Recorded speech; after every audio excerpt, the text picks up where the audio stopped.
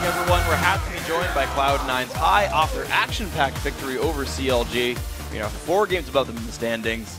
How'd that one go for you? That game went great. We really wanted to beat CLG because they're right on our tail, and we really want to secure our second spot place. And it felt great to beat them, especially in the way it ended. So yeah, it seemed like you guys were also a little bit more emotional after that game than you usually show. Was there something extra special because the rivalry was so close with CLG now? Well, the game was more important just because they were so close on the tail for one, so the importance of the game was higher. Secondly, the game was extremely fun. There's just basically things happening everywhere. Someone dies bottom, someone dies top, someone dies mid. You're taking a dragon, you're taking a turret, whatever it was, stuff was happening, and it was sweet. And like the way we ended it, once again, like I just killed both of them. I only wanted Link. I didn't think I was going to get double of 2. So we got a double kill, and then we're just like, oh wait, can we end the game? We can end the game, let's go. And then it's just really fun. Yeah, and of course, it really worked well for you guys. So let's go back to how it began, though. Level 1 didn't go as planned. Yeah. What happened? So we kind of got baited into them right there. I think they either know our strategy, so technically we like doing things at level 1, right? And then they sent Evelyn to get harassed down by Morgana. So we wanted to go in and fight him because Gragas and Morgana are really strong at level 1. But they saw that coming, and they pushed out Lucian from mid. So then Ziggs got to sneak into that brush, and I think Leona was in there too. So when we face checked them, we kind of just died. We're like, crap. But we didn't back down. We re-invaded after that. We didn't back down. Yeah, so actually 2 follow-ups in that. So first of all, actually, the Ziggs and Leona both actually followed behind Evelyn. They didn't even go down mid. They actually went down the side in the first place, so mid wouldn't have even helped you. Second, you did go for the invade. Tell me why you still went for the invade after the death. Well, at that point in time, we died, and we're just like, F it, we're going back in. Why not? So we just got the ward down, we got the blue buff, and then doing that, we would know Evelyn would be on the top side of the jungle. So we knew she would not be bottom, so we wanted to put a bit of pressure down bottom lane. And if Evelyn gets her blue buff taken, she'll start our blue or her red and go to the other buff. And she'll be on the top side of the map. Ball should be fine. He probably won't die because most people don't gank top just because it's hard to kill those people up there. And I'm a Gragas. You're not going to kill me unless I'm tower diving or doing something dumb. So with Evelyn on top side, we have more pressure on bot side. Yeah. And we got to extend that pressure. Yeah, and as the game actually progressed, you guys went bottom lane a lot and killed Doublelift many, many times. Was that a concerted effort by you guys to try and get him on tilt a bit? So CLG likes doing a lot of rotations with Link and Dexter just pushing out mid and then going to a different lane together. So you saw early game, level 5, Ziggs pushed out mid, went top, and towered out with balls. That was a really good run by them, and that kind of made me upset. I'm just sitting there doing nothing but farming, so I'm like, crap, I need to start doing something. So I wanted to start doing that to them, let them taste their own medicine, basically. Yeah. So I push out mid, we try to focus down bot. Caitlyn has no sums, she's really easy to kill. And basically, if he's dead, their damage is extremely low on the team just because they have like Caitlyn and Ziggs that just die easily. So if we focus down one of their carries, they're not going to be that useful. Yeah, and we actually have a clip of one of the many kills you guys did onto Doublelift. And if we can get that up on the screen, I want you to kind of talk me through when this opportunity presented itself, because it's pretty deep into the game, 20 minutes, but you're just killing Doublelift over and over. Okay. I believe this was after they took our bot turret, and I just started chasing down here. So I told Midos to chase after them. Just because their blue was up at the same time. So I'm like, yo, let's go, let's go, let's go. So we're either going to take their blue or we're going to get a kill. It turns out we get the kill. We get a couple kills, actually, and their blue buff. So they were just way too greedy with here. They probably should have just sacrificed Afro and Doublelift and just let Ziggs live. But he dies, too, and we get their blue buff. So we get a triple kill and the objective we were going for. So they just handed us things. Yeah, and with a team that is so heavily rotation-based like COG has been lately, how are you able to kind of just be better than them this game? You explained it a little bit. Was it a picks and bans things as well? Right. So against CLG, it's very important to ward versus them. Like I said earlier, they like roaming, and especially with Evelyn, if you can keep track of where Evelyn is, she can't do that much. Part of her power is just because she's invisible. But if you know where she is on the map, your laners aren't afraid anymore, and she doesn't put that much pressure if she's just known where she is. So you get good wards up, and you basically catch them during their rotations, or you just rotate and make them react to you. So you have those 2 options to play against CLG. And talking about picks and bans and junglers, we talked to Dexter a bit before this game, and he said, yeah, if Meteos plays on a certain champion, I know how he plays and we can outplay him. I'm guessing that's probably Elise, and they kind of let you take that first pick.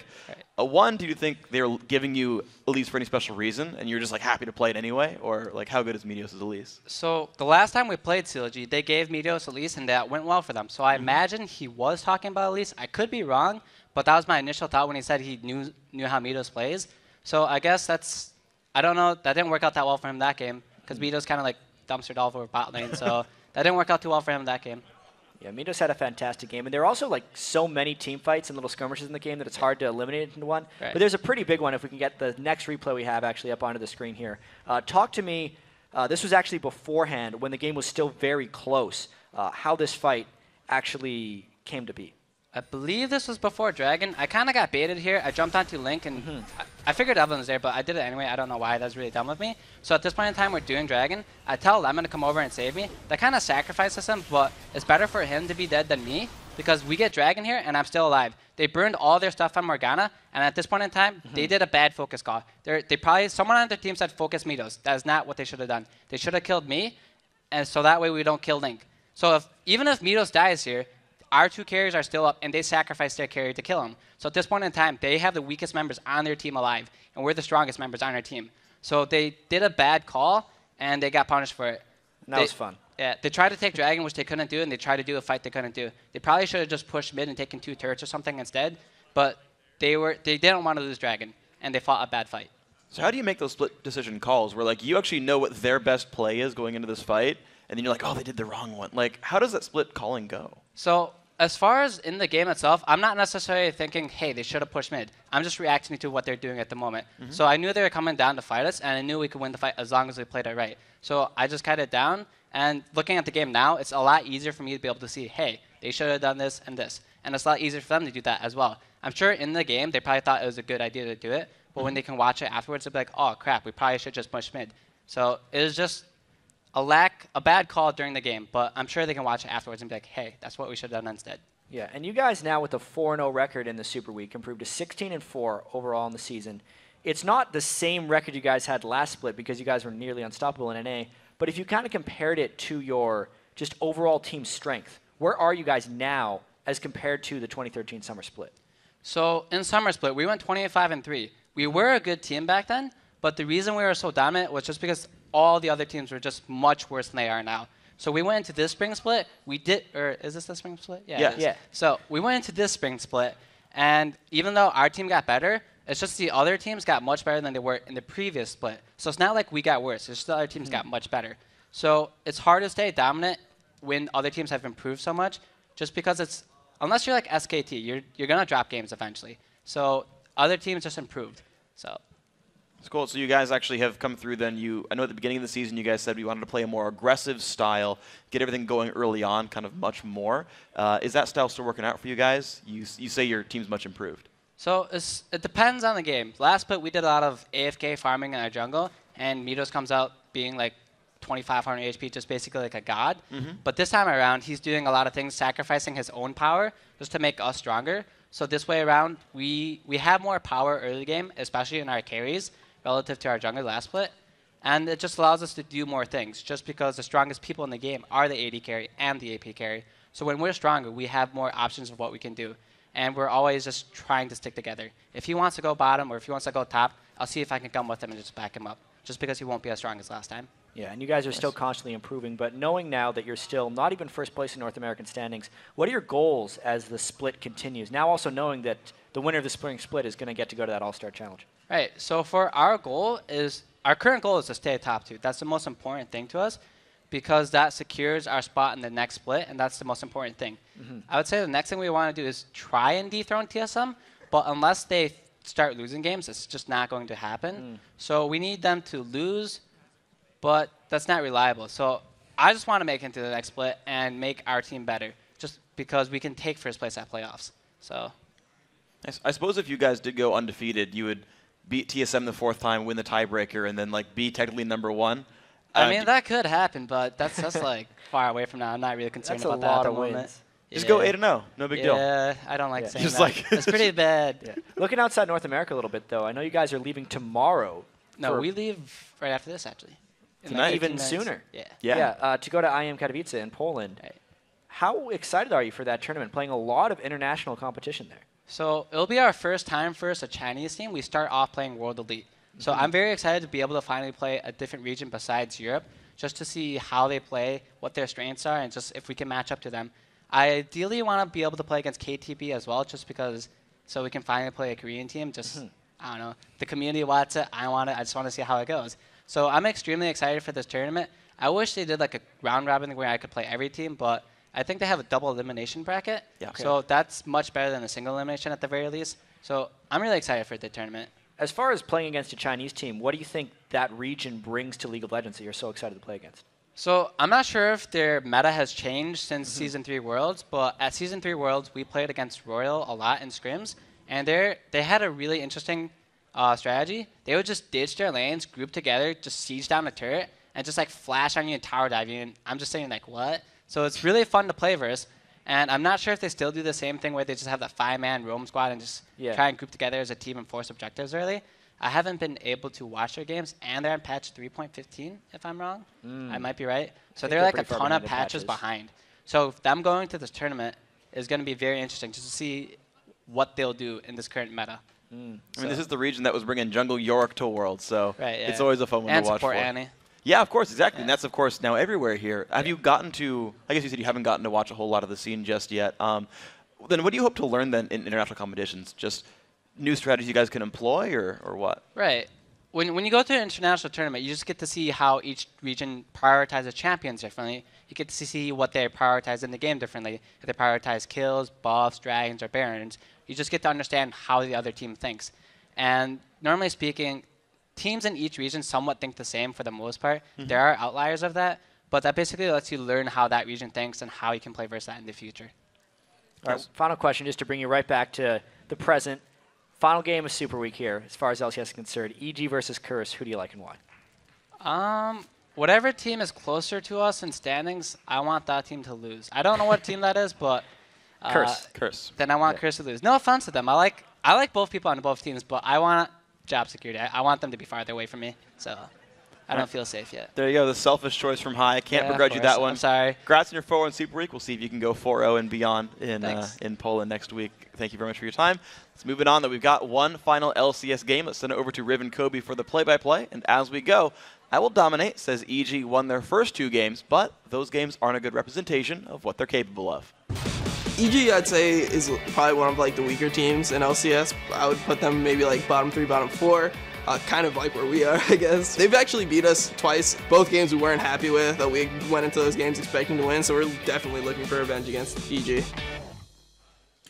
I know I'm definitely going to be watching the mid lane in this game. 2 very aggressive players that always love to get themselves some kills. I think we actually might see just as action-packed game as we did last time. Yeah, so I remember a level 1, I think, all-in from Voyboy, and Pobelta coming out on top. Definitely want to see if that one flips Get around. a little revenge. So that's going to set us up for our final LCS game of our Super Week. Team Curse versus Evil Geniuses. Kobe, Evil Geniuses have so far only gotten mixed results this week. They had an important win against XDG, but then lost pretty decisively to Team Solo Mid. Yeah, and as you said, you know, part of their trouble came from their bottom lane that struggled against the aggressive TSM. They were not happy with their performance and will be looking to turn it around here. Yeah, and looking at their previous matchups, Evil Geniuses got both wins, their best track record against any NA LCS team, but it's their first time to face the new lineup of Curse. So some changes. Curse definitely, they're looking like a team that you don't want to take lightly. Everybody coming out in a big way in their game earlier today against Dignitas and making some very clean plays. Everybody really stepping up, but Voyboy in particular landing a lot of spears and going 4-0-8 on Italy. Not dying at all, not letting the nerves affect him. Yeah.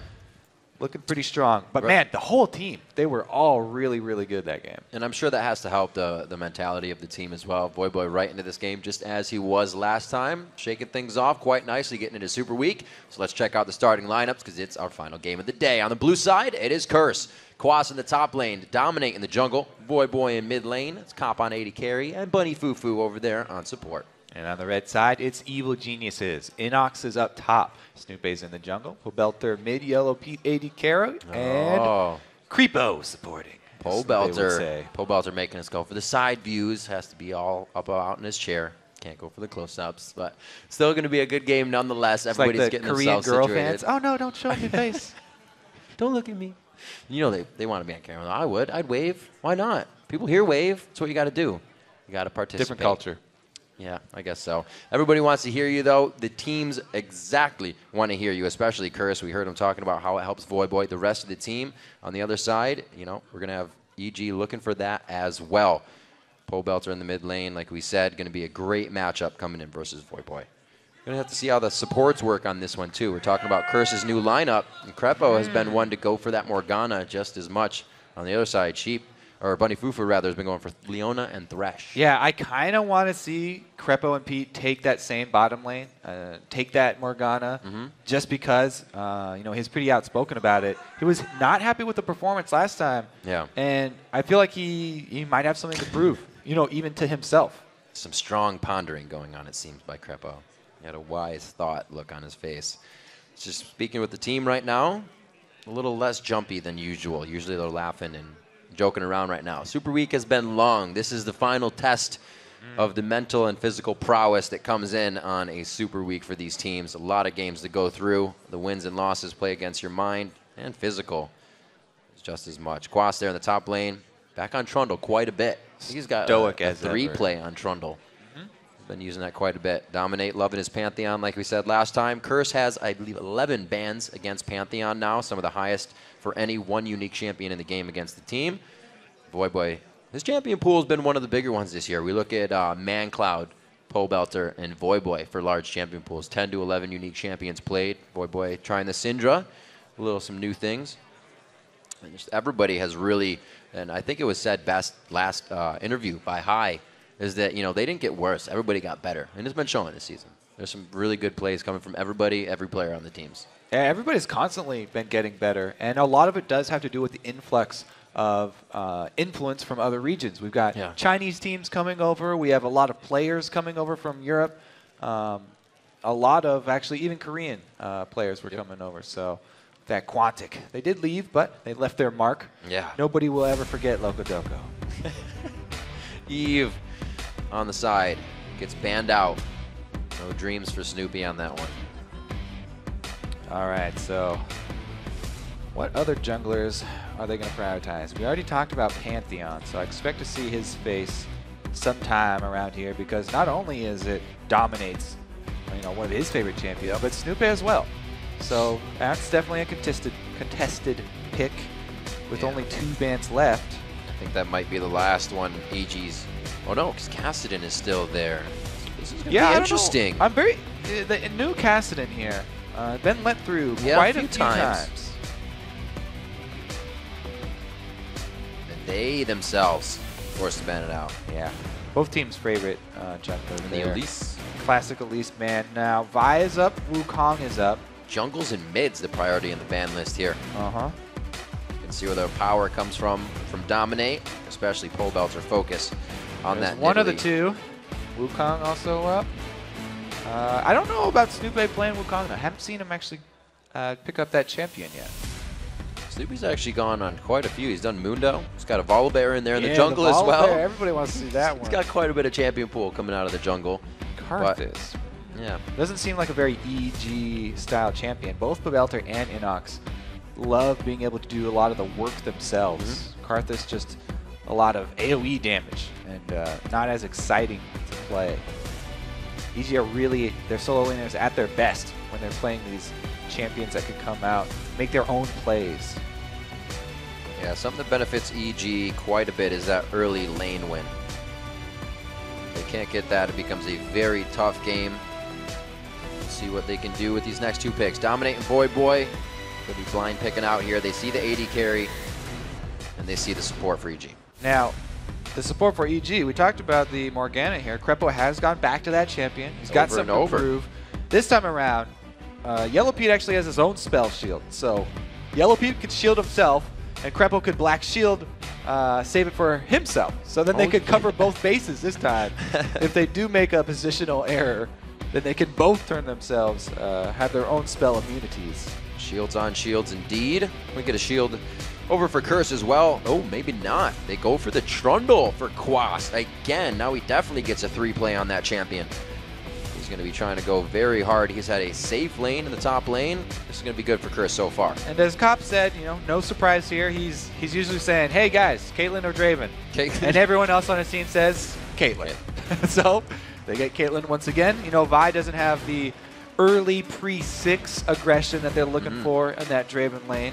Since Dominate won't be able to help him out before 6, they're not really looking for that Draven action down bottom. Much safer to go with Caitlyn here. I think Bunny Fufu, though, regardless, Thresh is up. So yeah. Caitlyn not one that really needs that Thresh, but it adds so much to the team. And since it's Bunny Fufu's favorite champion, might decide to go with that one. Since going Leona into Morgana, you need to have that battle plan, and you probably need to have practice that target switching a few times, especially with Sivir having her own spell shield. Considering the composition here, says, looking at it right now, they do not have and cannot put a bunch of crowd control into that team that's going to stop an Olaf. So great pickup there. It's been since weeks 1 and 2 since we've really seen an Olaf. There's not a lot of crowd control in the game that'll stop Olaf. He's on a mission. That guy. Snoop has had a strong performance on him before as well.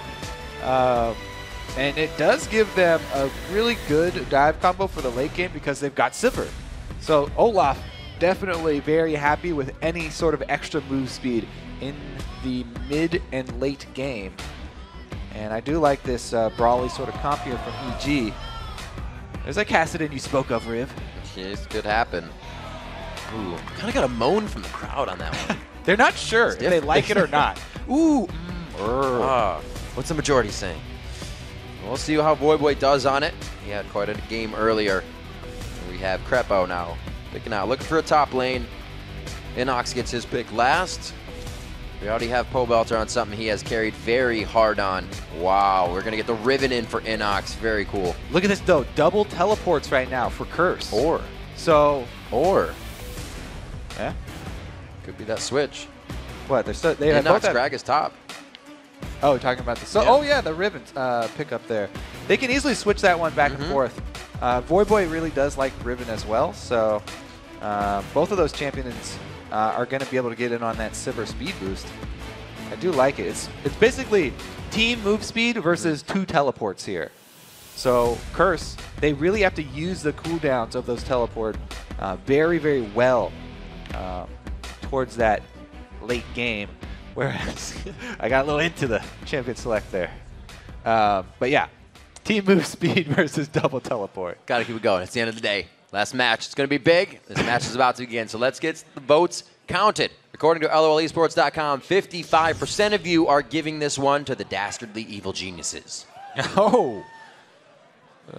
Yellow Pete's sitting pretty high up in his chair. He's the tallest, I guess, while sitting down. Just make some observations here since I was just standing up. But yeah, I am excited to see. I haven't seen double teleport in a long time. It's going to be interesting. Lots of objective control. Something that I noticed that I think it was EG that did it. They had an AD and an AP in one lane. And then when those lanes were slightly even at level 5 or so, they swapped it because the other lane was mitigating magic resistance and the other one was mitigating armor. So then you were up against the wrong damage. See if EG does it again here. They kind of tried to play those lane tricks, and we haven't seen it again yet, but they have the possibility. And just the matchup change might not be as good. The other thing about running those double teleports is they don't have combat summoners. That's true. So they are going to be even weaker in lane. And since Kassadin's already weak in lane, the early game here for Curse might be a bit rough. The thing is, I always do like double globals because if Quas's gets under pressure, then the teleport can come in from Voyboy to help him. And even though Quas doesn't have his own combat summoner, he can have Voyboy teleport in. Same thing, reverse situation. If Voyboy gets pressured at mid, Quas can come. So they can sort of defend each other through their weak periods. But really what I'm worried about is the dominate jungle here. We'll have to see if Snoopy can get something going because Olaf is very powerful early. And with Kassadin teleport coming from the mid lane, Pobelter should have a commanding presence on the map. A really great team for the invade. Snoopy hits good undertone. He could have more than one person in range for the rest of the team. Cop surveillance, sees EG on the invade. Setting down the perimeter. Got to make sure it's safe for the bottom jungle. Nothing's going to come of this, especially without those aggressive summoners on Voyboy. He's just sitting in the mid lane, making sure nothing goes crazy. We'll see what they can do. I like this round matchup. 2? They got more pinks coming out. There's just going to be a full circle here. Hey, they're going for round 2 here. Around the rosy. Nobody's still in that red side jungle, so Snoopy could actually start with Dominates Red. And Dark Binding. Or Undertow. They do not want to start with the red. They're unaware of any defensive trinket wards being placed, so it's very chancy for them going for this. And neither team with much early information. Looks like Crepo may be helping out Snoop here. He's got a little bit of time. You may just give him a Tormented Soil and run off down to the bottom lane. Interesting. If he level Tormented Soil. Yeah. So he won't have those level 1 bindings. Let's see if they can push it, because it is different. That's the first time he's done Sivir that. lane's always loving to push. I guess Crepo's looking to help him get some AoE damage down there. Now that I think about it, this might be the first time Crepo was on Morgana red side, so something they worked up there to keep the lane going with level 2s, as well as get Snoopy through the jungle a little faster. Another matchup I like in this is actually the Gragas versus Trundle, because if he does try to get in hard with that pillar, Gragas gets the barrel and you kind of cut that attack speed. Yeah, we've seen Inox play Gragas in the lane phase. Dyrus said he played it almost perfectly. So it's looking pretty good for EG if Inox can repeat his performance. That was big. Yeah, Bunny Fufu getting them pretty good harass in lane early. They talked about his mechanics. I mean, you don't get really high up in Challenger without being able to play lane phase really well. And that's his favorite champion. So he's definitely going to be comfortable in this situation. Cobalt not super pushing the lane. There he goes. I was going to say, he's only getting a little bit of damage down at a time. Pushing Voyboy back into the turret. This is an aggressive top lane up here too, as you can see. Blood and Carnage going back and forth as they just farm it out.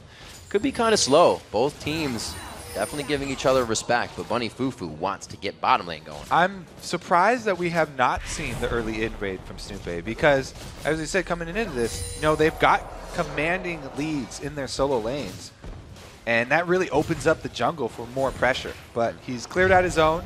He's got himself some levels. Ooh. A good amount of CS that turret just ate. There you go.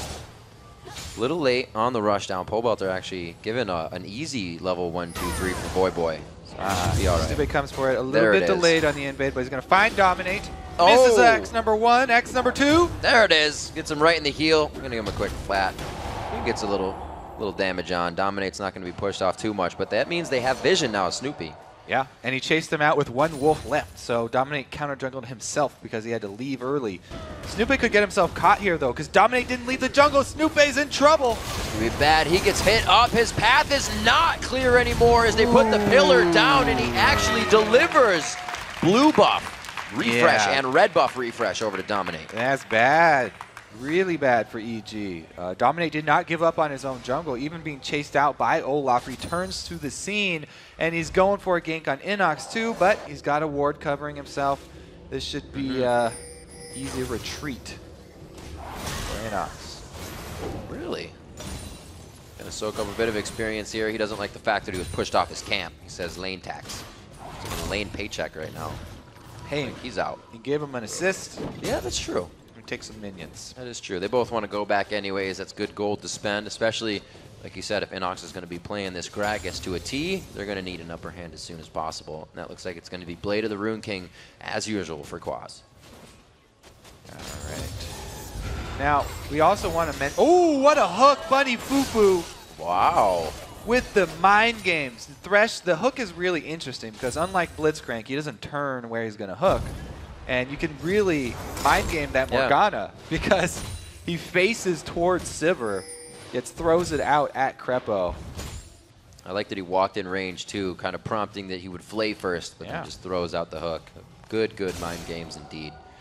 Still level 4s. Actually, they've gotten Crepo to stick at level 3. So Cop and Bunny Fufu may have a level 6 advantage when it comes time. Voyboy not in a good position, forced to flash as he comes up on level 5 there. He'll be safe for the time being, but they'll come back for that flash down before he hits 6. Another hook. Yellow Pete getting low under turret. He misses the Peacemaker combo. That could have actually been a kill right there. Cop very close to getting themselves some gold.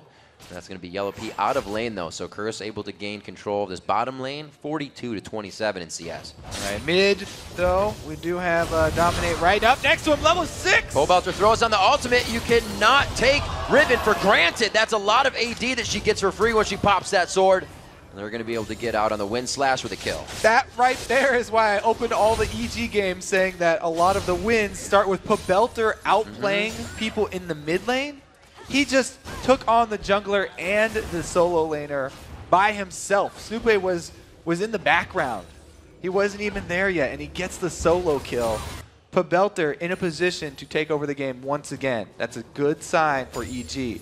Gold is tied, but since it's on Pabelter, he usually starts playing more aggressive at this point. Yep. And we'll have to see if it actually backfires this time around or if he can keep it up. Not as much gold as he usually wants to get out of that first kill. We've seen him coming out with a pink ward very early that he puts down, but it's just a regular one this time. He'll be back to lane with that kill and a BF sword right off the bat. He feels like he's not going to be taking too much harass. Yeah, he's definitely the aggressor in that lane. Yep. He wants to keep it up. Yeah, you can see Voidboy farming with the Null Sphere. Still level 5. Might get a 6 out of this blue buff. He's a bit off, though. Yeah. There we go. Meanwhile, down bottom, yes, Pete is missing some CS, but Krepo's got 8 for himself. So he's been able to pick up the slack down there. And he's rushed that early sight zone, too, so they can have much better ward coverage here around the dragon area. As you can see, the river is kind of littered with EG wards. There won't be too much shifty maneuvers coming from Dominate around there. Dominate, though, he's level 6. Cassidy also level 6. Riven, yes, he's got a lot of offensive power, but if you combo that CC correctly, they can burst him down. He doesn't have the life steal yet. Probably check if he's running any quints for it. Negative. Oh, Voidboy could be in danger here. He still has the Rift Walk, though. Is he going to be able to get out? Wind Slash coming up big time for the backside of Voidboy. Krepo with the roam up to mid, getting a binding on the Cassidy in there. Huge. Man, are they going to go for the turret? Yes, they can change turret and then retain control of bottom lane. They've sent Pete back already. That is huge movement. That was a level 5 Yellow Pete, now 6 from that engagement, and a yellow 5 Krepo. They're moving before they all are ready to have ults. We talked about the ward coverage along the river around Dragon. It's all in EG's favor, and that's why they were able to make that rotation up to the mid lane. Paid off huge for them. They were really keeping this Cassidy down, showing why a lot of teams are actually leaving it open now on this 4.3 patch. Used to be the 2v1 to shut down Cassidy, but now just good control of the jungler and solid control of Cassidy can do that for you. Yeah, so you never really needed 2 champions to take control of Cassidy, but Pabelter's doing a great job of it all by himself. Almost double CS. Yeah, 79 to 41. Everybody else is pretty close, like we said before. Besides that Cop versus Yellow Pete matchup, 81 to 54. BF sword for Cop. The headshots are going to be hitting quite hard, and the ace in the hole could be enough to finish off Yellow Pete. And man, that story, as soon as Pabelter got that first kill, I was already looking for the second. He's got his second now. So this could easily get out of control. He's working on that Bloodthirster. Riven, one of those champions that's very deceptive because even though her life bars stay, you know, he doesn't have that much max HP throughout the game. The sustain gets out of control when he gets lifesteal. And you don't really expect him to gain that much life with each extra attack. Especially after popping the ult, he can easily heal back to full health during the course of a team fight. Tears stacking up on Voidboy. Hasn't really had the chance to teleport too far away. So far behind in lane has really just shackled him to this mid lane turret. We'll see what Yellow Pete and Krepo can do to keep themselves safe. That's probably where Voidboy would be teleporting if the team can get a good initiation. Quaz's is up. 10.5 minutes here. The Dragon might be in the eyes of both teams, but nobody's really been making a move other than the junglers. I mean, we keep talking about you know, how Pabelter is gonna basically control this game, but look at the team gold here. It's still pretty much even. Curse are definitely very much in this game. Yeah. They're not scared. They still have the double teleport. You have to remember this could be explosive when there's a gank somewhere like down bottom. Yeah. If Or EG a triple roam mid. If EG commit 3 people down there and it's a double teleport in, Yeah, that's you know, true. they can chain kills bottom into something like a dragon. And Curse can easily take the lead in this game. Wow. It's very dangerous when playing against those double globals. Just about 1,300 gold ahead of Voyboy. Pobelter trying to punish him in lane. That pressure is going to give them the first dragon. Will be quite nice. That gold coming in. It actually might be a finished up Bloodthirster as well on Pobelter, and he is going to start wreaking havoc on these teams. There it is. EG get the first dragon for themselves. Happy with that mid lane control. It finally translated into an objective. Surprised they didn't do it off the first one, but they were playing it safe. They knew they had time. First gank. Very nice hit. I don't think it's going to be enough from the explosive cast. The chase could be too much. No, the body slam one last time. Is Quaz going to tank it? He didn't get the jump in range. Dominate missed on the other side as well, but Quaz is pretty tanky for him. Inox gets himself out. Great job by the Gragas. Wow. He blows flash, and so does Quaz and Dominate. Win for Belter's him. really looking for this kill on Voyboy, though, right after the turret. Voyboy knows what's coming down, though. Needs to get himself out of the way. Yep. Letting the turret kill as many minions as possible. There's only one more, but hopefully trades for Quaz here in the top lane as he goes hard on the turret. Let's see what Snoopy can do with this mid lane control. Both buffs are viable options now for him. Yeah. Looks like he wants to patch up this top lane, though, first. Try and get Inox ahead. Voyboy getting a little bit of damage on Quaz, not using his trinket in the top lane. It's going to get hit up in a 2v1 situation. Cop as well in the bottom lane. A few more attacks. Teleport the barrier goes on. in. They get it. They take down Cop. Quaz is still in the 2v1, and he will go down valiantly trying to do the amount of damage that he can. But that fight chased too far into the turret. And we see Dominate coming up with a cleanup kill on I'm pretty Pobelter. sure we're going to get a replay of that. Yeah. But Voyboy was trying to teleport bottom, and Pobelter just dove so deep, he went super hard into the turret to stop the teleport and kill Voyboy. Cost him his life, but he stopped the teleport down bottom, and he still traded one kill. Could have been a different play. Cop did go down in that bottom as we saw just before the fight. Up top, a little more carnage around the map for everyone, and it's 3 kills now for Pobelter. He's got that Bloodthirster finished. Another one finished Smite up on the Wars. Yellow Pete. Oh, teleport coming in. They see it in the bush. A double pop-up from the vault. Will they still be able to go in? What a pillar coming from Quaz once again, causing them to shift around and find a new path out. They're still going to go into Snoopy. Ragnarok going to wear off in just a few. Cast one it blow in. You can't get away from cast. There we go. Slowing him down. Getting that Void Pulse in. Or Force Pulse, rather. The Null Spheres to come out. Who are they going to give it to? They're kind of like, who wants it? Who wants it? Voyboy wants it. There he goes. They were waiting for the Rift to come up. He gets the charge in, and he gets the kill. 5-5 now, 14 minutes in. Pobelter, he's all right here. He's going to be able to get It took 3 people all the way up to the top side, though, Yep. and it's given EG control of the mid lane here. Riven, not only has she built full AD for assassinating champions, but it means even at 14 minutes, Pobelter can annihilate turrets all by himself. A little hook onto Crepo. He is actually coming out of the jungle, though. He just put down a very deep red ward over on the side of Curse. So with all that action in the top lane, Crepo also working off the ball on the bottom, trying to get coverage on the other side of the map so things can still continue to play in their favor. It's only a little bit in their favor, though. They haven't been able to tilt the scales so much. It could be right here, though, getting Cop some kills. He hasn't really been having the game that he usually does. Look to get him going here. Each lane, always fighting each other. We can never just get one fight to keep going. There we go, Snoopy on the blue. Yeah, I guess Riven's not going to need that. He will head to the bottom lane here, and hopefully Yellow Pete, Crepo can get some kills for themselves. That Bloodthirster charging up for Yellow Pete. There's going to be some big damage they can put down here. Both junglers heading down bottom, too.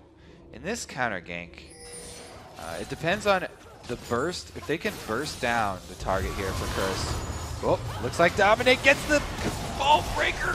Whoa, what a chaotic fight to start this one off. They are going finally onto Yellow Pete, but no, now they want another one. Crepo gets hooked up a little bit here. Snoopy finally goes down. Crepo's now going to be the focus, and it does not. Dominate takes the triple kill away, but they do take down all 3 in the bottom lane. Wow, huge swing for Curse. They really needed that one. Dominate able to hit that vault breaker. So much damage that you're able to get with that. And it really meant that they could take out the AD carry for the beginning of this fight. So he's able to get the full combo, able to get the ult as well. And then with Yellow Pete down there from the Peacemaker from Cop. Wow, that was beautiful actually. Good ward as well. That meant a triple kill down bottom. That'll give them a turret and get them right back in this game. That was unfortunate. Crepo threw the ult down and it fizzled off. Everybody was just out of range as it just tacked onto him. So not too much help from that there. EG looking to get a little bit of ground gained in the bottom. It's still 141 to 117. We talk a bit about Cop's positioning in CS, and he keeps it constant every game. It's going to be helping out as well with I Will Dominate on 3, 0, and 4. Still waiting for the Zanyas to come out here. Looks like it's going to be the next thing for Voyboy as he's still charging up that tier. Check in on Quas there. This is going to be a little farm back up. He's not freezing the lane, so he's trying to push it and join the rest of his team because his teleport is not up. Can't afford to freeze one of those lanes back by the base. With 25 seconds left on Dragon, I don't know if he can get there in time because he just recalled to the fountain. He's got to run straight towards the Dragon area. They don't have very solid vision. Uh-oh. They want the turret first. All right. Yeah, Cavalry arrives. Doesn't look like this one's going to be too tough for Evil Geniuses to take down. They put a stranglehold on it. Looks like Dominate. Ooh, Bunny Fufu. Throwing that one off to the side. You got to try, though. EG is definitely respecting the power that Chris is bringing to this next fight, but Dragon is up, so they got to make sure they are still in position. Going around the top side, Dominate. EG takes the low road, but Quas and Bunny Fufu look to kind of set up mid defense here. Wards are going down. Ward wars on both sides. Yeah, talking about vision. All right. Now they both got pretty good one, but look at this loop around by Dominate. Trying to trap EG. Oh, very nice grab coming in. A little bit of chaos caused by Voyboy's Rift, and that caused them to split in different directions. But 1 for 1 going very quickly. That's going to be Bunny Fufu going down. Snoopy very low on the backside, and he gets drilled into the ground by I Will Dominate. Yellow Pete may not be able to get out of this one. There is no red buff on Dominate, but he's going to have the Vault Breaker, a pillar for Quas, possibly. They are so close. Cop. Oh, he doesn't get a piece on the end. Neither does Quas. And it looks like another binding going to stop him in their tracks, though. 3, 4, 2.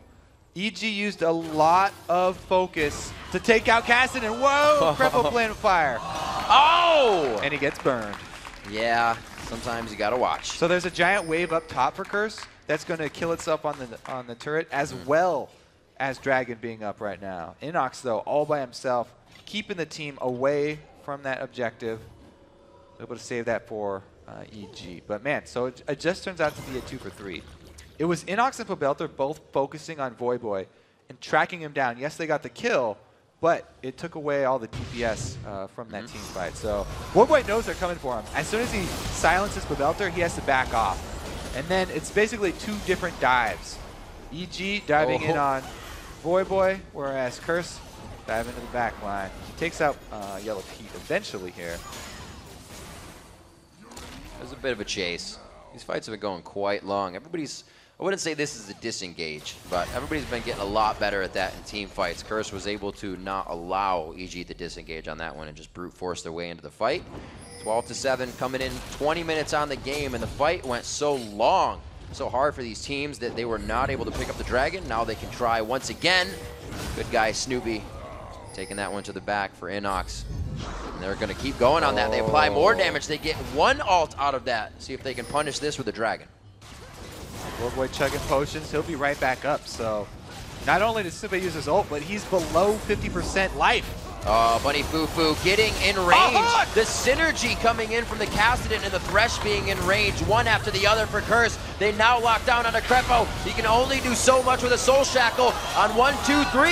Pobelter's got the damage, but no! Voyboy now coming in, and he is going to help to clean up the Yellow fight. Pete 1, 2, 3. One the last time, but no, he's rifted out. But Cassidon. All right, they can't run away from a Cassidon team. They get really close to this Dragon.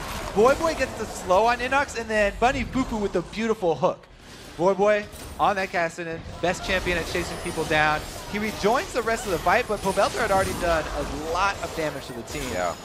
And Yellow Pete almost picks one more for himself, but the last Rift Walk ends his hopes. Voyboy having the slow game that you would on Cassidon, but he's brought himself up. 4s across the board. We're going to get that Seraph's Embrace quite soon as he steals away the blue. They're going to have the timer on that, around 26 minutes. Pretty well off right now. Dominate building damage as he loves to do. Curse has put themselves in a bit of a gold lead so they can start going hard like that.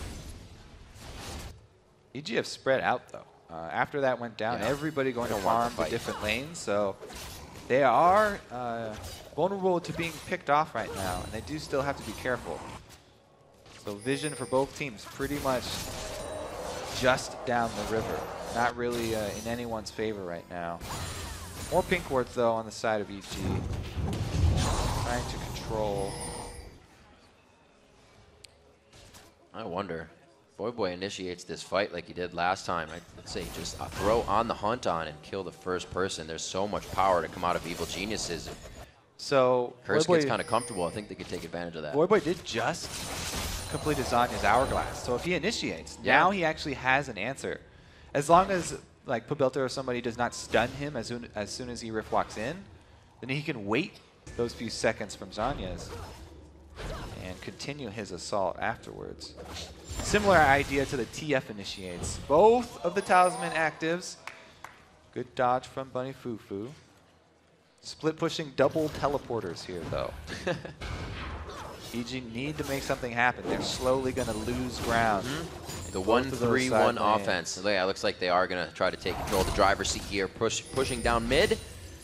Voyboy going to have great wave clear along with Quas on the turret clear in that top lane. Yeah, and with the blue buff, Voyboy stacking up his Rift Walk. So if he comes in with a fully stacked Rift Walk, he can do a lot of damage really quick. Double teleport! Double teleport in. Quas actually has the escape if they go towards the top side of the jungle, but he throws down Domain, so they know where he's coming from. It may have been a little early. They throw down on the hunt. Voyboy's in. The Zanya's is there. It's going to be Pobelter flashing in and stunning the entire team, or at least trying to get 3. It is a big fight, and that's what they needed, the damage on Voyboy, but he's still allowed to get back into this. It may have been enough on the initial engage.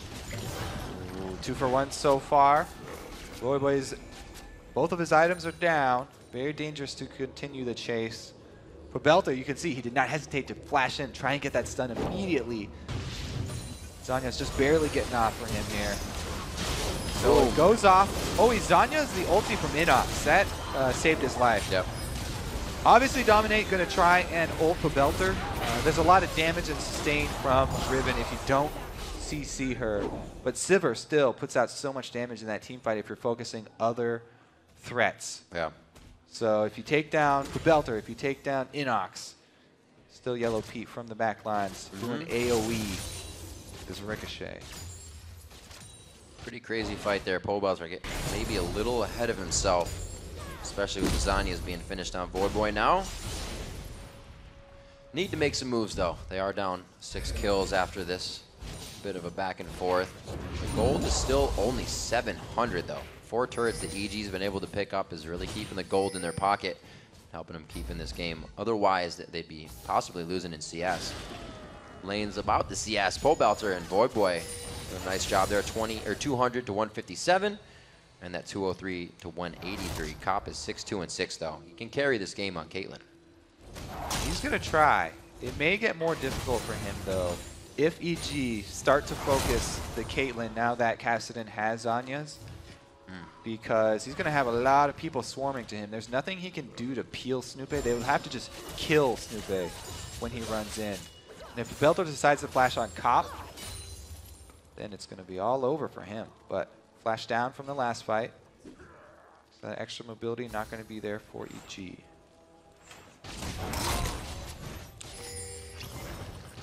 See, Snoopy back on Olaf. Like I said, that was the 1 and 2 week pick for him. It actually went quite well, if I do remember correctly.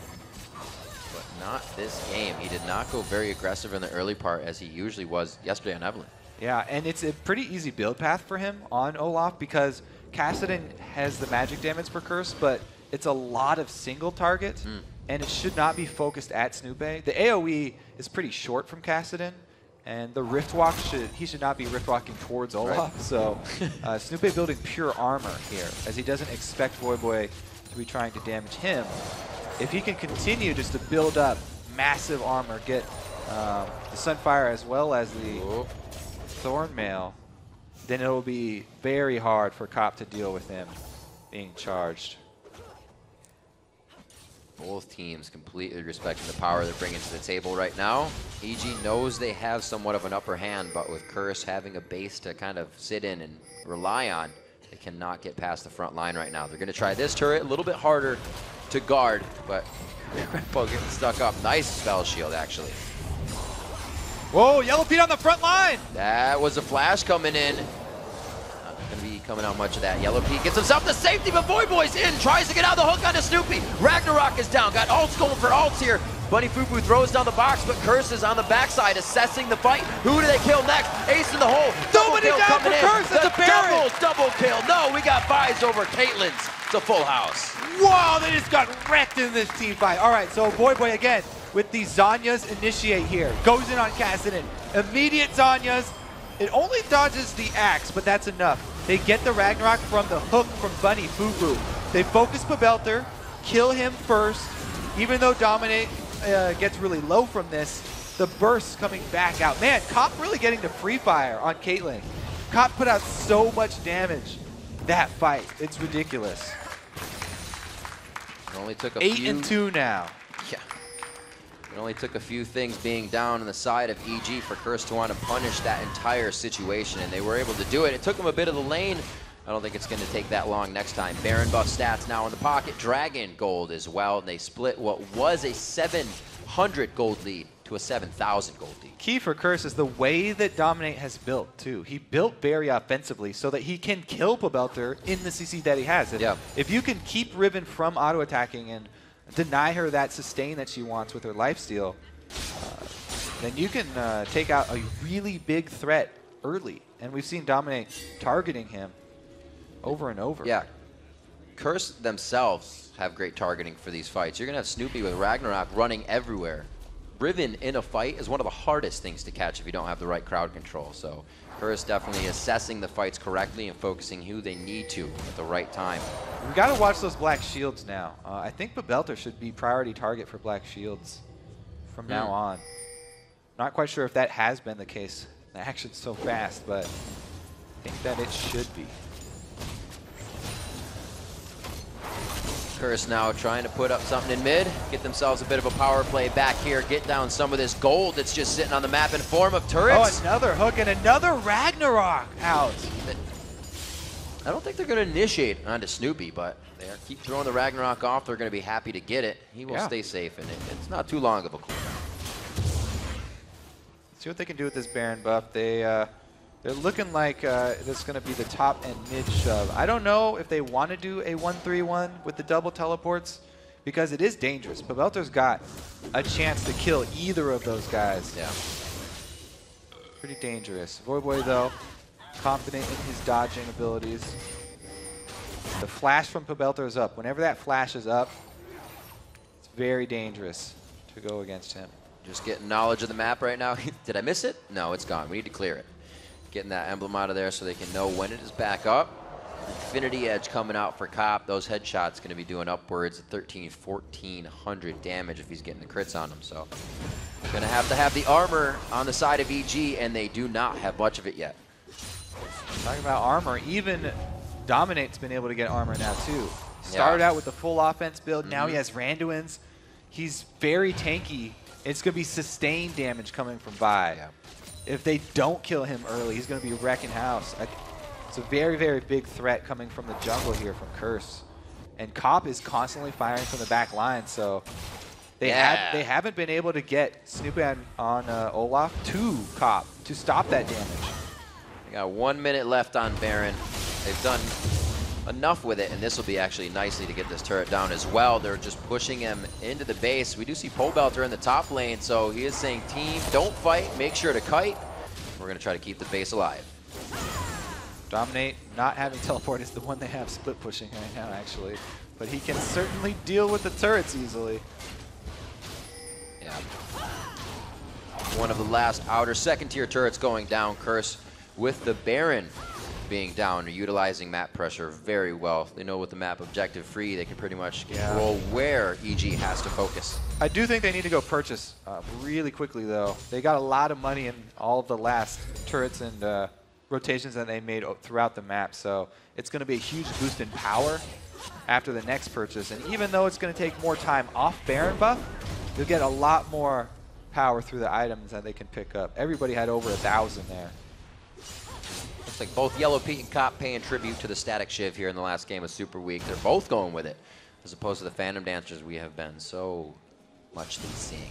Talismans of Ascension also finished. Mikhail's Crucibles on both sides as well. But Bunny Fufu decides to go for Lucidity Boots, getting those plays in.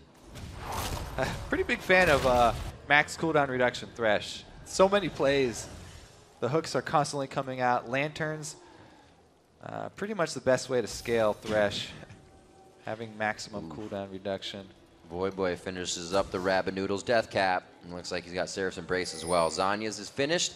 He's going to have some big power coming into these fights. The team can also synergize more than one Randuin's to keep it going. These fights, EG is going to have the perfect counter initiation. Yeah, and I like that Curse have opted for Voyboy as the split push because they need their main tank with the team for the beginning of the fight. Quas will try and pillar to delay EG for Voyboy's teleport in. And since Kassadin lets it clean up anyway, then it's fine for him to come in those few seconds later. Do like this split, and we'll see how long it takes for Voyboy to get up to that inhibitor and really put the pressure on EG. Until then, Curse is going to play it a little bit slowly. They'll rely on the range and the pillar for the disengage. EG definitely going to be looking for a flank, though, because EG are running out of time here. They want to make something happen. They need some sort of play to go in their favor. They have to catch somebody out with a good binding and try and burst someone down. Just looking over at what Bunny Fufu has for himself. 97 extra souls on Thresh, giving him a nice 72 ability power and armor. So pretty good collection he's got. It's going to help him continue on for these fights. Quas just getting the Frozen Domain down as well as that turret. He's been having some great pillars this game. The entire team has coordination around the champions that they're playing, and for not seeing much Kassadin, they're following up on the engagements very well. Curse is on point this game. Yeah, they have control of the entire jungle here, so everything going to go to them. They could easily wait for not only the Dragon, but the Baron as well before they try and break into the inhibitor defense here. That would actually help out a lot, especially with their confidence with tower diving. Yep. Because EG still have a lot of damage, so Chris could easily play this one safe. Quas's build for the Spectral Cowl goes Kindle Gem first, looking for a little bit of cooldown HP before he builds into the rest of it. He only has to worry about really Inox for that magic damage. Crepo himself hasn't been able to go for damage in his build. We'll see how that affects the rest of the team. EG may be lacking on damage in a little bit. We have Pole Belter picking up the Guardian Angel. They're giving Curse a few more things to think about in this fight. But with Curse's damage, these fights are going very fast. Yeah, EG have not been able to get to the back line. Cop has not been under a lot of pressure. Even with On the Hunt, EG have really struggled. Yeah, On the Hunt, Talisman chance to get in on these fights. Up to Quas, up to Bunny Fufu. Good disengage coming from those two champions if they want to get the box or that pillar up right there. So harass down on a Stupe. Blade active already, wow. Just getting the muscle flex on. Well, they EG. zoned him away from the Baron area, but EG snuck a ward inside first. So they have the pink ward on the outside. It's going to be tempting to kill, but not more tempting than Baron attempt. Nox quite far off on the side here. He's going to be really the main one that needs to get into this fight. It looks like they're going to have to just give this one up. Oh, ridiculous damage. Look at Quas and dominate. Cop as well. They can easily take this one and then go for an engage. 35 minutes in, 3 of 4 dragons in the game, 2 barons. He's in the hole coming out. Whoa, almost taking him down. They get the Rift Walk into Zanya's. And Boy is going to be in there with the team. Classy indeed. This could be the inhibitor turret, and Curse or EG's base finally opened up. Yeah. They're going to do what they can. If EG don't give up the turret, then Curse will easily dive this one. Yeah. Baron buff just too strong, and they're going to have it for another 4 minutes. It's not looking good. Curse have the minion waves as well, moving along the side lanes, and they're not even going to have to wait for it. Quas is so big, the pillar goes down as well, just to deter EG from initiating on the fight. Curse is going to go ahead and take 2 inhibitors after this Baron. They still have 10 more seconds of Inox being down as well. If they really want it, they can get another turret. 5 seconds. They do not really want it. No, but they are also not going to leave. We'll see what happens in this one. Well, he gets shot. The pursuit And there's the classic. continuous. Rift walk straight into Zanya's, not waiting at all for any CC to land on him. Having the knowledge that the rest of his team is chasing gave him the confidence that EG can't wait around for that Zanya's duration or the entire team will die. Oh man, Void Staff now coming out for Void Boy. Good pen going on top of his build already. Let's see what items we have. Looks like Kopp is actually going for a Guardian Angel now. They know the damage is there. The fights are going to be a little long inside the base. They could get dangerous. Kwas always on the front line here. Without really having, or with having such a team that can initiate anywhere, that assault and battery coming in, Kwas just throwing up pillars, the dive in from Void Boy. They're only getting picks on this, and EG's kind of letting it happen. They're always out in the open for the picks. So many hooks have been landing. From That too, Bunny yeah. Fufu. Bunny Fufu, can't forget about him. Yeah, a lot of picks from him as well. Very desperate tower defense here for EG. Let's see if they can make it happen. Kwas still on the front line. Operation Meat Shield is his primary goal right now. He's actually level 16, dominating the jungle. Level 18, is anybody else 18? Yeah, it's gonna be Void Boy. Those two together have been having a heyday this game, already at max. They're gonna be taking down the third inhibitor turret, Kobe. Curse, or EG rather, putting up a very good fight in the early game, trying to gain the lanes, but Curse was just able to swing it in their mid game and continue the snowball that we see now. Dominate, looks like he wants to stay on the turret. Oh, here comes the engage. On the hunt, Talisman as well. Everybody is speeding around, but that doesn't look like the coordination is there for the rest of the fight. It's a 2v1. Nobody's helping Pobelter in this. Everybody's trying to kite out in the disengage. Pobelter goes down. They can still wait under the turret for the fight here. 2 down for Evil Geniuses. Now 3 as Pobelter falls. It's going to be Bunny Fufu for the task, but it's all right. Good hit up there. Kill coming in onto Inox. That's going to be the base. Our final game of Super Week as the Nexus gets crushed down, goes to Curse. Congratulations, Team Curse. Another well-deserved win. Double teleport, running Kassadin with the Trundle. Works out very well for them.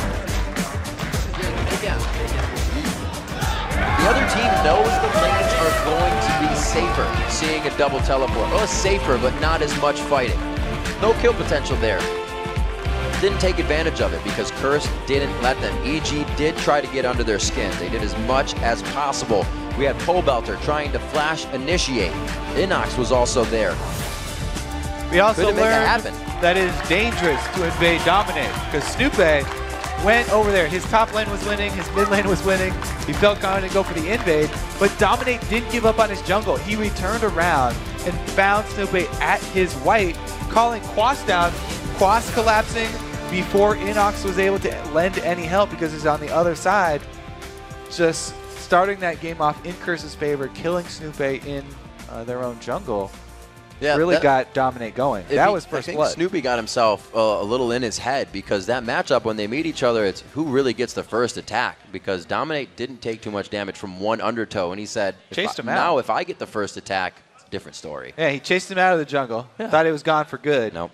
But Dominate circled around. Didn't give up hope. Can't give up home like that. And Dominate, with so many of his jungles, all the way back to the Gragas, when he was playing Gragas in the jungle and his blue was stolen. He knows. He doesn't want that to happen again. It's painful nightmares. With the team also helping to that role as well. You got to have good lanes going if you're going to be able to get jungle pressure down. And Kwas, like you said, was able to come out of the top lane. Good communication.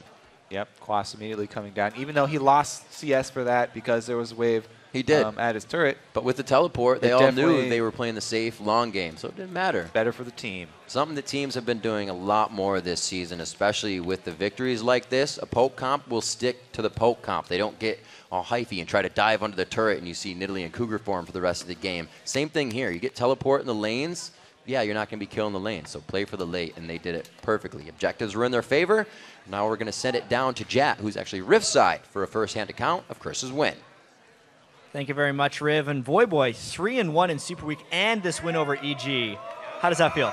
It feels amazing. We were really struggling for a long time, and I feel like in the last 2 to 3 weeks, we've really found our stride, and especially bringing Bunny in, I feel like we just have like a new, like, fresh resurgence, and going 3-1 in Super Week is like amazing, and I think we can just keep this momentum and try to finish the season out really strong. And there was some worry earlier on in the Super Week. You were feeling ill. How are you feeling now? I'm feeling better. Sometimes So over the course of like my whole competitive career, I've always kind of had to deal with a little bit of like nervousness and anxiety, I guess. But this season, it's been a little bit worse. There's like a bunch of reasons for that, and some weeks it's worse than others. At the start, I felt a little bit shaky, but we won the first game today, and then we just won another game back-to-back, and I definitely feel a lot better right now.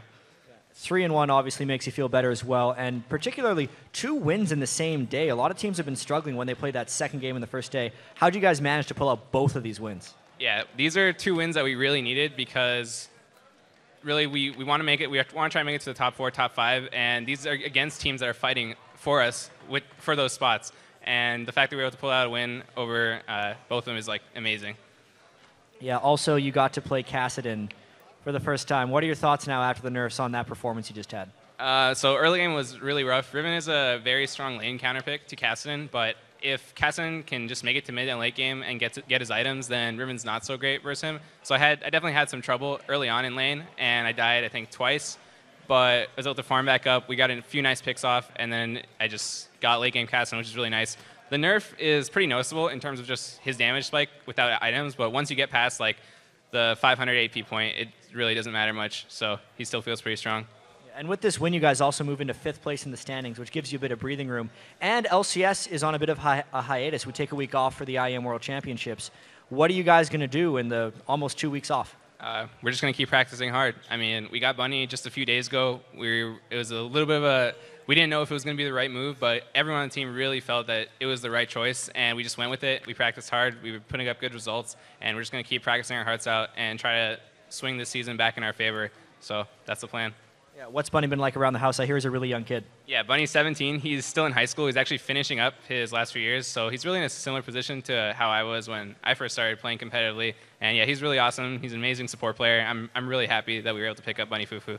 All right, thank you very much, Void. Congratulations again on the 3-1, and best of luck in a couple of weeks. For now, though, let's send it back to the desk to close out the day. Thank you very much, Ja. As another big week of action draws to a close, we got to check in with how things stand in the North American LCS.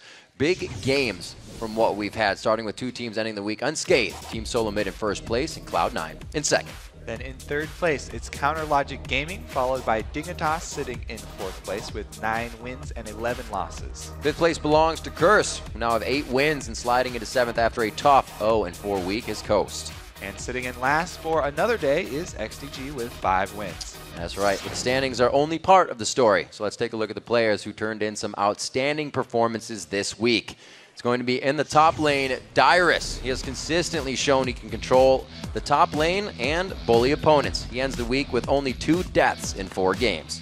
Meteos is our OP jungler. He brought great early game pressure to get Cloud9's lanes ahead, and he helped secure his team's perfect week, going 4-0. And who else would it be in mid but Voyboy? He's been a big playmaker for Curse, and despite being sick, he had great games on Lulu and Nidalee, and very nearly grabbed our first pentakill of the split. Then it's Wild Turtle. He racked up the most kills amongst the AD carries this week and has asserted his dominance over the bot lane, going 28, 6, and 30. It's a 9.7 KDA. Wow.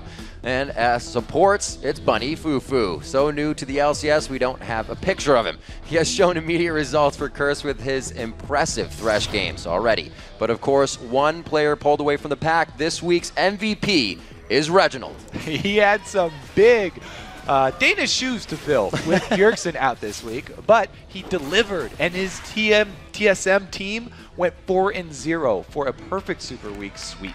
Despite his 5 months off of the Rift, he was not only able to come back and play to the current trends with the mid lane Lulu and Gragas, but he was able to excel at that mid lane. That he did. Next week is the Intel Extreme Masters World Championships in Katowice, Poland. We will see 8 top teams from around the world facing off. In Group A will be Invictus Gaming from China, KT Rolster Bullets from Korea, along with Fnatic and Millennium from the European LCS. Yeah, and then in Group B, it's going to be Gambit Gaming from the European LCS alongside Cloud9 from North America. And they are going to be joined by the Taipei Assassins from Southeast Asia and Team WE from China. It should be an amazing tournament. That begins on Friday, March 14th. So that means the EU and the NA LCS will return in 2 weeks with 16 more matches full of tower dives, wombo combos, and more minions than you can shake a stick at. So tune in for Gambit Gaming versus Alliance, followed by Super Hot Crew taking on Millennium. And then the NA LCS returns with Team Solo Mid versus XDG, followed by Curse facing off against Dignitas. The NA LCS action gets underway on Saturday, March 22nd at 12 p.m. Pacific Time, 8 p.m. Central European Time. But for now, let's pass the baton to Freak and Zyrene for the North American Challenger Series. Gentlemen, take it away.